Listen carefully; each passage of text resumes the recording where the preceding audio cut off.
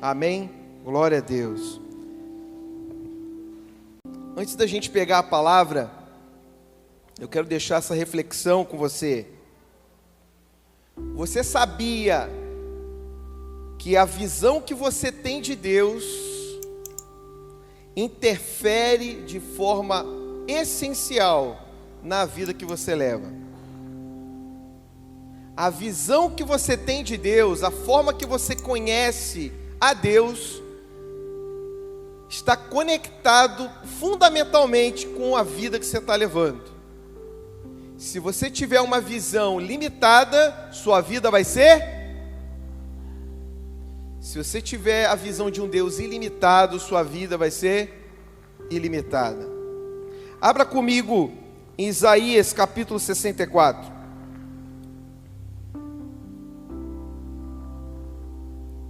Versículo 4. Nós louvamos ao Senhor, te agradecemos, Pai, pela sua palavra. Permita-nos, Senhor Deus, continuar desfrutando da sua palavra, Senhor. Em Isaías capítulo 64 diz assim, verso 4: porque desde a antiguidade não se ouviu, nem com ouvidos se percebeu, nem com os olhos se viu um Deus além de ti, que trabalha para aquele que nele espera. Tremendo isso, né, meu irmão? Nunca se ouviu falar na antiguidade, nunca se viu, nunca se ouviu um Deus que faz o quê? Que trabalha. Repita isso: nosso Deus trabalha. O nosso Deus trabalha. E quando você pega o trabalha, ela significa tanto trabalhar, também como fazer. Um Deus que faz em prol daqueles que nele esperam. Isso é totalmente anormal. Anormal, não somente na antiguidade, mas até nos dias de hoje. Você é anormal o que? Não é normal isso. Como que um Deus que domina sobre todas as coisas, que é soberano sobre todas as coisas, agir em função do homem? Como é possível? Ele é soberano, criador de todas as coisas, e ele age ao seu favor, ele age ao meu favor, ele trabalha por você. Irmãos, como a gente estava falando sobre a visão que você tem de Deus, interfere na forma na vida que você leva. A palavra, ela vai nos dizer o seguinte. Abra comigo agora em Mateus capítulo 6, verso 13. Ali fala da oração que Jesus nos ensinou. O Senhor quer falar hoje conosco sobre o Deus que faz. Esse é o objetivo aqui hoje. Você conhecer o Deus que faz. Talvez você conheça o Deus que faz. Talvez por momentos, por experiências. Mas Deus quer hoje te revelar que Ele é o Deus que não apenas reina, mas que Ele está em constante movimento a favor da sua vida e a favor da sua igreja. Amém? E em Mateus capítulo 6, verso 13... a gente conhece a oração que Jesus nos ensinou. E a oração diz: Pai nosso, santificado, venha a nós, seja feita assim na terra como no céu. O pão nosso de cada dia, perdoai, Senhor, as nossas ofensas, assim como nós. Não nos deixeis cair em tentação. E a gente sempre, principalmente nós, evangélicos, somos evangélicos, amém? A gente ora, a gente sempre continua o versículo que diz o quê? Porque teu é o poder e a glória para sempre. Irmãos, quando a palavra diz que do Senhor é o reino, do Senhor é o poder, do Senhor é a glória, a gente deve entender que são três características distintas. Porque o que significa ser dele é o reino? Deus é rei. Significa que ele tem o domínio, que ele é soberano sobre todas as coisas. Reinar é dominar. Reinar é ser dono. Concorda? Aquele que é rei tem propriedade. Então, quando diz que Deus, Senhor, teu é o reino, significa que a terra é sua, o universo é seu, a minha vida é sua, a vida dele é sua, a vida de todo mundo e todas as coisas, toda a criação pertence a Deus. Amém? Ele é o dono de todas as coisas. Porém, ser dono e ser rei, obrigatoriamente, não significa ter poder. Deus poderia ser rei e não exercer poder. E fica aquela coisa, mas não é a mesma coisa. Poder e reinar não é a mesma coisa? Não, não é. Porque poder, enquanto reinar, é ser dono de algo, é ser dono, é ter propriedade por aquilo. Poder é exercer influência sobre aquilo. É ter a capacidade de intervir sobre aquilo. É a capacidade de interferir, de influenciar, de agir naquela situação. Você pode ser dono de uma ilha e mesmo assim não interferir em nada nela. Sim ou não? Você pode ser dono de uma casa e nunca ter ido nessa casa. Sim ou não? Você pode ser rei sobre uma situação. Você pode ser dono. Concorda? Você tem a propriedade sobre aquilo, mas mesmo assim não interferir, não ter um relacionamento algum com aquilo ali. Isso é diferente, porque reinar é ser dono, poder é exercer influência. O nosso Deus, ele quer se mostrar para nós, que ele, olha, eu não apenas sou soberano, sou dono, mas eu tenho competência para intervir na sua vida. Eu tenho capacidade de influência, eu tenho poder de movimentar, e aí eu continuo desde a criação exercendo poder, e até hoje eu continuo exercendo isso. Amém? Existem reis que reinam, mas não têm poder. Na verdade, ao longo da história, ouvimos falar de reis que nunca saíram dos seus tronos. Se você estudar um pouco de história, você vai ver reis que nunca mesmo saíram do palácio. Eles dominavam sobre tudo, mas não exerciam a capacidade de influenciar. Eles não interviam. Eles estavam lá, eu sou dono, mas eu não me mexo em relação a isso.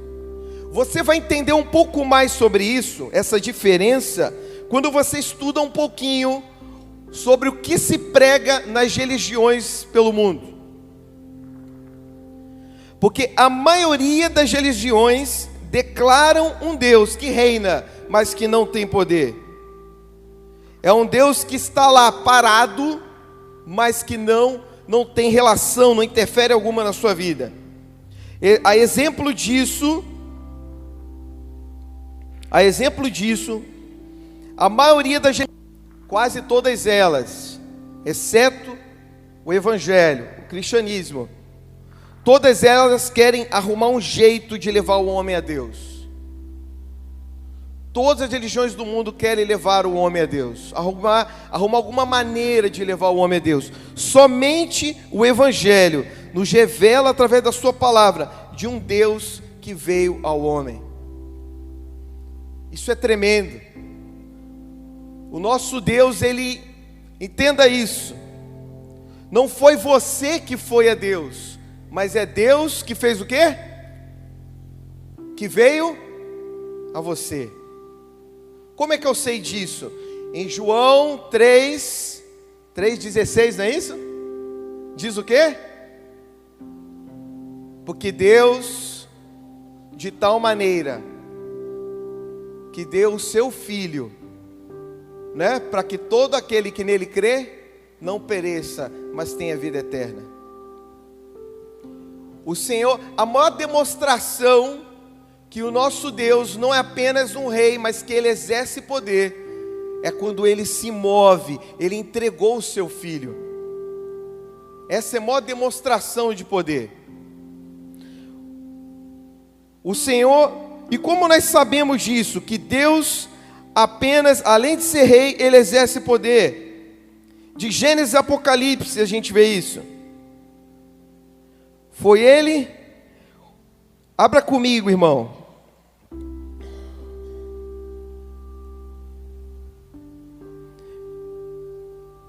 Abra comigo em Gênesis, capítulo 1.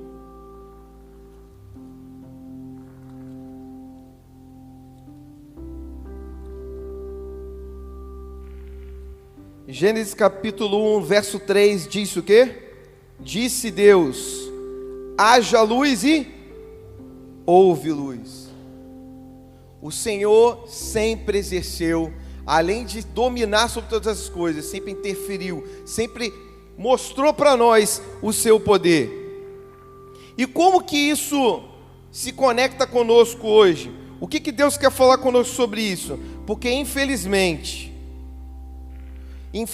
muitos de vocês têm uma visão limitada de Deus. Tem uma visão de um Deus sedentário, um Deus sentado no trono, parado, que não influencia em nada na sua vida.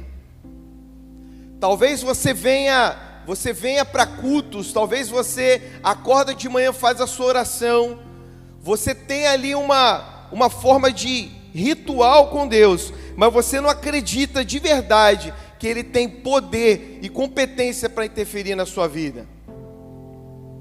Hoje o Senhor quer quebrar esse paradigma da sua cabeça. A palavra de Deus diz: ser renovado no nosso entendimento, amém? Que então hoje o Senhor quer te libertar ainda mais, quebrar limites em você, entender que você tem um Deus que Ele está o tempo todo na sua vida. Eu sei que a gente fala bastante isso, mas hoje o Senhor quer esclarecer ainda mais. Olha, eu reino, mas eu não estou aqui sentado no trono. Não me veja dessa maneira, não me veja apenas ali parado, sedentário. Eu sou um Deus de movimento, eu me movo o tempo todo. Eu continuo criando, eu continuo fazendo, eu continuo movendo ao seu favor. Desde a antiguidade, Ele criou o homem, Ele vestiu o homem, Ele que abriu o mar para Israel passar, foi Ele que chamou Abraão, foi Ele que derrubou Golias, não foi Davi, foi Deus que derrubou Golias. Ele fez a chuva parar e Ele fez ela voltar. Ele revelou os sonhos a José. Ele que levou José ao governo. Ele que fechou a boca dos leões. Ele protegeu Mesaque, Sadraque e Abednego dentro da fornalha. Ele que deu força a Sansão. Ele que protegeu Mardoqueu, Esté e Jael diante dos seus inimigos. Ele que derrotou os inimigos de Gideão. Ele veio em carne, sarou, curou, restaurou, ressuscitou. Ele fez, Ele faz e continua fazendo. Entenda isso, meu irmão, minha irmã. Ele é o Deus que faz. Eu estava ali sentado falando com o Senhor. Falei: Senhor, como é que pode? Como é que eu posso falar de Ti? Como é que eu posso subir ali no púlpito? Como é que a gente pode fazer? E o Senhor me lembrou: João, eu não chamei anjos para fazer isso. Eu não quero que anjo faça isso. Eu chamei homens. Entende isso? Deus chamou você. Eu quero homens. E o Senhor estava me lembrando ali, quando eu estava sentado, o Senhor estava me lembrando: João, lembra o seguinte, que a arca da aliança era feita de quê? Era feita de quê? De madeira. Amém? A arca da aliança era feita de madeira. E dentro dela tinha a presença de Deus. E o Senhor dizendo o seguinte: olha, a madeira é algo frágil. Sim ou não? É frágil. Fogo queima a madeira. Mas a palavra também diz que quando tocavam na arca da aliança de forma indevida, o que acontecia? Homens morriam. para você ver o poder que saía dela.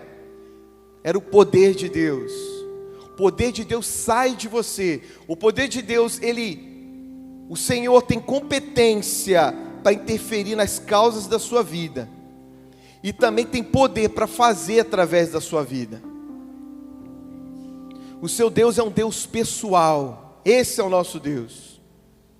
Eu estava estudando sobre o islamismo. E uma coisa me chamou muita atenção, porque eu estava estudando islamismo, porque era uma matéria da faculdade.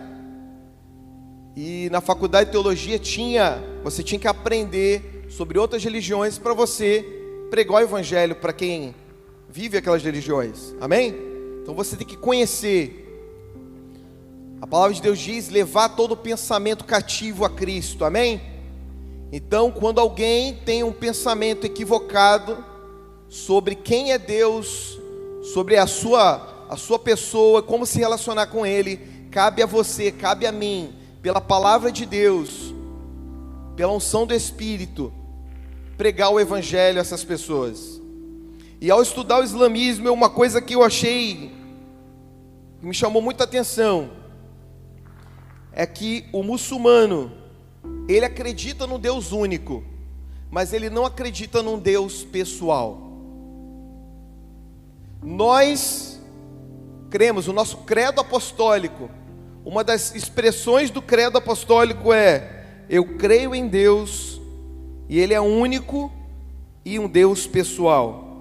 E o que significa ser pessoal? Ser pessoal é um Deus relacionável.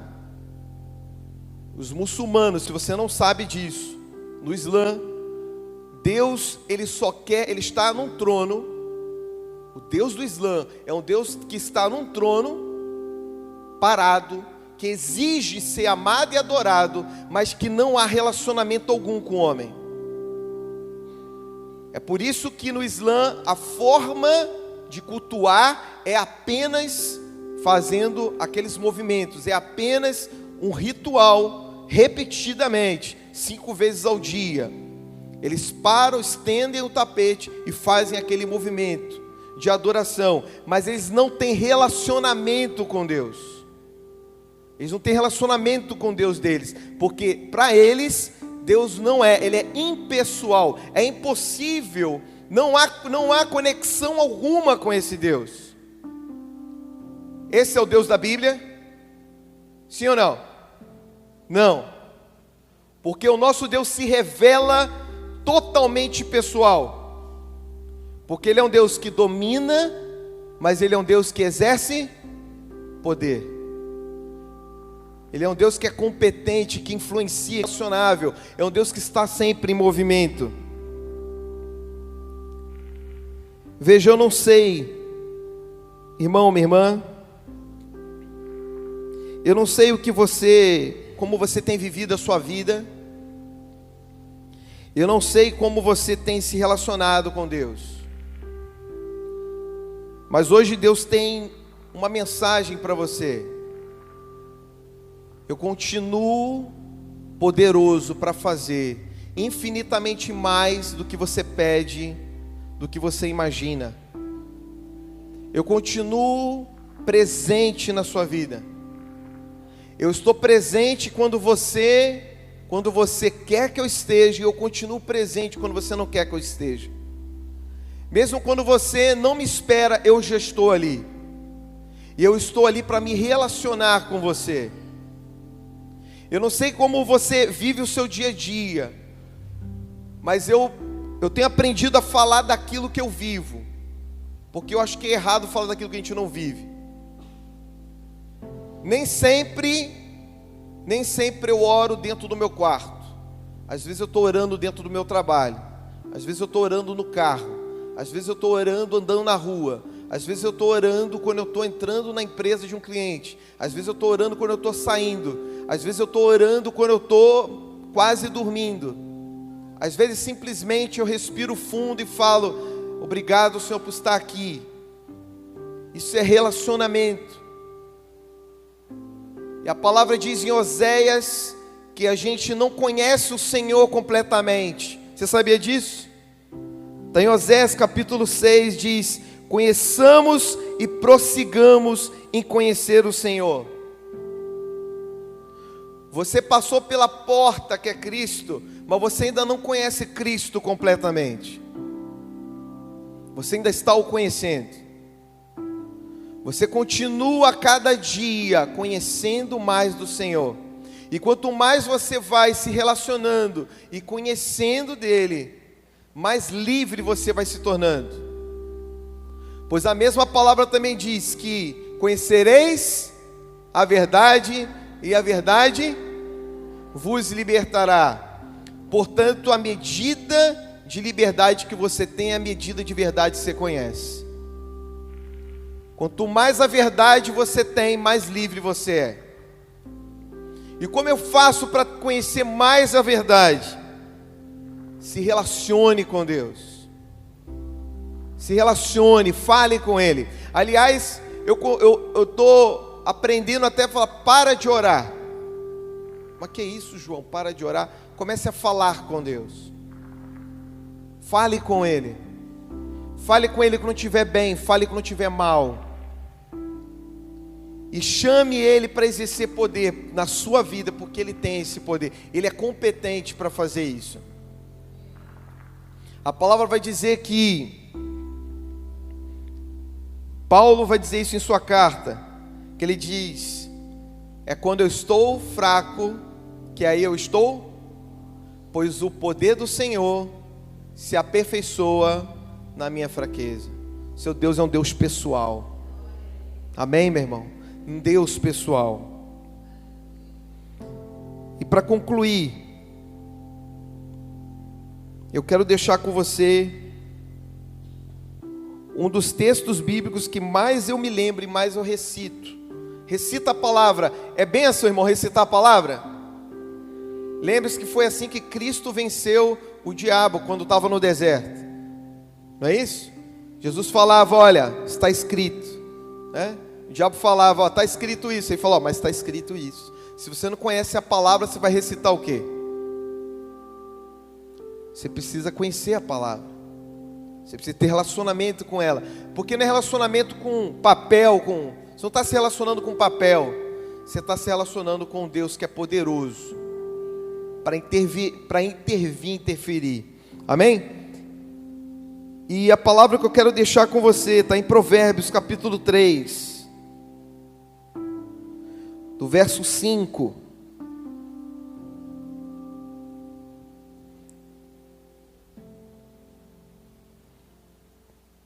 É uma palavra conhecida, que diz assim: confie. Vamos falar junto ali, ó, olhando lá para a tela, ó. Confie de todo e não. Amém. Próximo versículo, por favor. Verso 6. Vamos lá, todo mundo comigo? Todos os seus caminhos, e Ele tem poder para endireitar. Amém? Talvez algumas coisas estejam falhando, talvez algumas coisas estejam faltando, talvez as coisas não estejam 100% como você gostaria. Eu não sei se pode ser saúde, eu não sei se pode ser na área financeira. Lembre-se uma coisa, Deus se importa com você.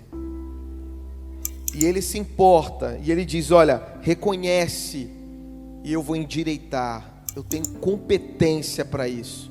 Eu tenho capacidade para fazer isso. Eu faço isso há muito tempo, desde a eternidade, e eu vou continuar fazendo na sua vida. Amém? Deus te abençoe, meu irmão. Amém? Vou pedir para você se levantar, nós vamos orar. Amém?